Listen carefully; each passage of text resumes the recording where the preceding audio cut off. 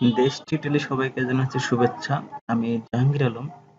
অনেকে আমাকে প্রশ্ন করেছে যে ভাইয়া আমরা কিভাবে ডাট প্রোগ্রামিংটি অ্যান্ড্রয়েড স্টুডিওতে প্র্যাকটিস করব।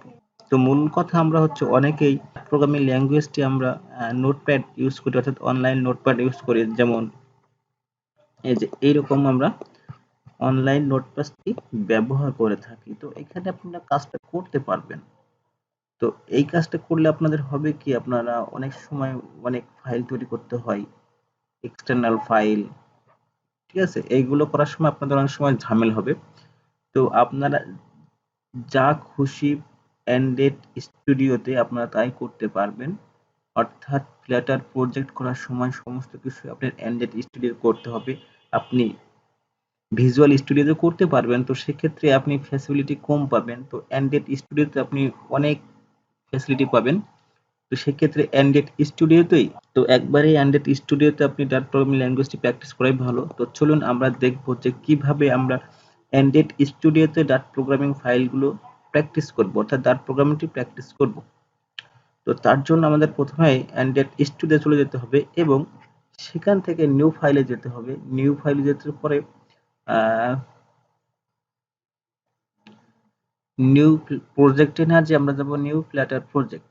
তো যাওয়ার পরে এখানে দেখবেন যে আমি এখানে ডাট সিলেক্ট করেছি।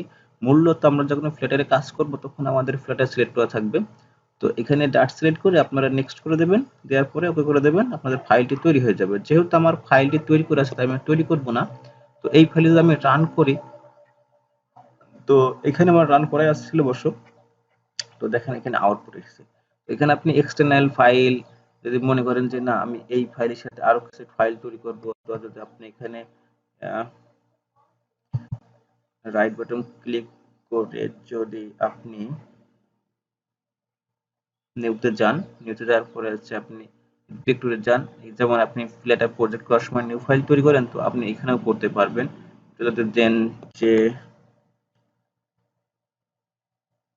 নিউ ফাইল এনপি ডাট ডট ডাট,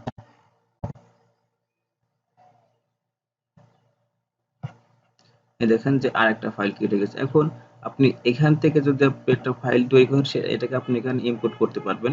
তো সিম্পলি আপনি এই কাজগুলো করতে পারছেন, কিন্তু যখনই আপনি অনলাইন প্যাড ইউজ করবেন তখনই এরকম ফাইল আপনি তৈরি করতে পারবেন না। আপনি তৈরি করতে পারবেন না বলতে ভুল, কিন্তু আপনাকে অনেক কষ্ট করতে হবে, ঝামেলা পোহাতে হবে। তো তার জন্যই আমরা অ্যান্ড্রয়েড স্টুডিওতে ব্যবহার করব, যাতে আমাদের কোনো সমস্যা না হয়। তো আমি আশা করি আপনারা সবাই বুঝেছেন যে কিভাবে অ্যান্ড্রয়েড স্টুডিও ডাট প্রোগ্রামিং প্র্যাকটিস করতে হয় এবং ফাইলটি তৈরি করতে হয়। অর্থাৎ মূলত ডাট প্রোগ্রামিং আমরা মূলত ফাইলটি তৈরি করতে পারি না, যে কিভাবে আমরা ডাট ফাইল তৈরি করে কাজ করব। তো আমি আপনাদের আবারও দেখাচ্ছি, আপনারা নিউতে যাবেন, নিউ ফ্ল্যাটার প্রজেক্টে যাবেন, সরি নিউ ফ্ল্যাটার প্রজেক্টে যাবেন, এখানে ক্লিক করে আপনি হচ্ছে কি ডাটা যাবেন, ডাটা যাওয়ার পরে ওকে করে দেবেন, আপনার হয়ে যাবে। তো যদি ভিডিওটি ভালো লাগে অবশ্যই চ্যানেলটি সাবস্ক্রাইব করবেন এবং ভিডিওটি দেখার জন্য থ্যাঙ্কস ফর ওয়াচিং।